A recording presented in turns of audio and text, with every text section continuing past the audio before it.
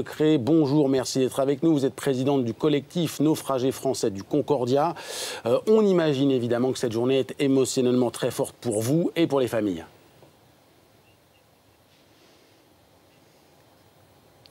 Oui, c'est un mélange d'émotions, d'angoisse. Ça fait ressurgir en même temps que le bateau beaucoup de souvenirs, beaucoup d'émotions. Ça peut être aussi de la colère, des craintes, la peur d'être oublié une fois que l'épave sera relevée. D'un autre côté, 20 mois avec cette scène de crime sous les yeux, c'est long.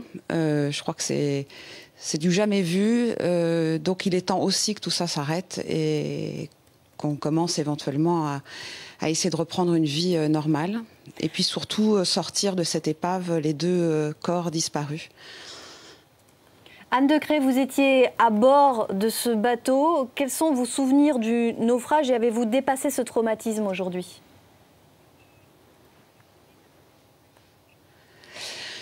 Les souvenirs, ils sont nombreux. Ils sont à l'échelle de chacun de vos sens. Est-ce que je les ai dépassés? Non, ça fait partie du quotidien. J'apprends à vivre avec. Il y a des journées plus ou moins faciles, des événements plus ou moins difficiles à gérer, mais plein de petites choses du quotidien deviennent effectivement compliquées. C'est l'onde de choc du traumatisme qui est le plus compliqué à gérer. On sait que le procès va reprendre, le procès du capitaine va reprendre à la fin du mois de septembre. Est-ce qu'avec ce qui est en train de se passer sur l'île de Giglio, ce sont deux étapes différentes mais importantes pour vous ?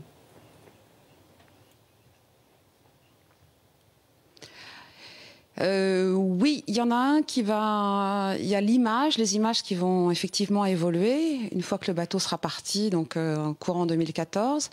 Et puis il y a ce procès qui va durer des mois, des années peut-être. Mais nous avons aussi le droit à la vérité. Et là, j'espère vraiment que la justice italienne va faire, grâce aux millions d'euros qu'ils ont récupérés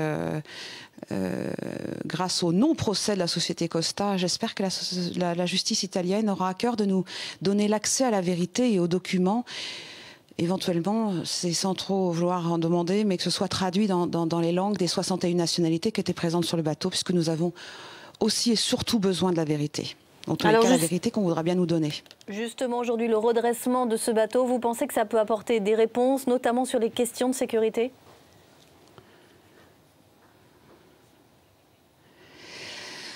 Non, parce que nous, je pense que sur le bateau, on a compris qu'au bout de 3 minutes 56, ce commandant n'avait plus de contrôle sur ce bateau. Donc on a très vite su que ce n'était que le vent, les courants qui nous ont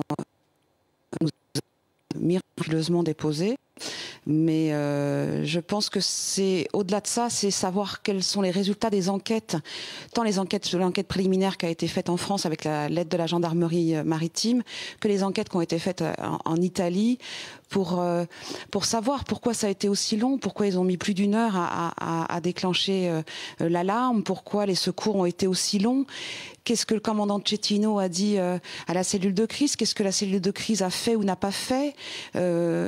Toutes ces questions. Pourquoi est-ce que ces bateaux n'étaient pas sous contrôle comme une tour de contrôle pour les avions? Toutes ces questions qui feront avancer la sécurité. Mais si on n'a pas la vérité, c'est compliqué de faire avancer la vérité. Et c'est le minimum que l'on doit aux victimes et aux familles des victimes. Vous employez à plusieurs reprises sur BFM TV le mot vérité. On a le sentiment que vous n'y croyez pas. Pourquoi ?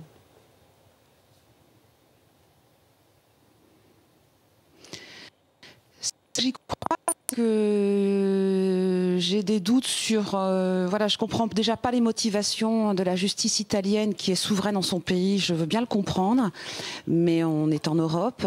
J'ai du mal à comprendre les motivations de la justice pour permettre à une société telle que Costa de ne pas avoir de procès, ou aux 5 co-accusés de ne pas avoir de procès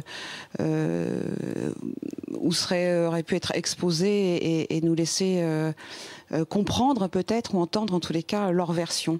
Voilà, je suis assez outrée de voir qu'aujourd'hui, 5 mois après la décision de justice, nous n'ayons pas la copie du jugement qui condamne la qui reconnaît coupable la société Costa. On ne sait pas sur quel chef d'inculpation, on ne sait rien. Je ne sais pas si c'est juste parce que les déclarations du personnel n'étaient pas conformes, le personnel qu'il sous-traite.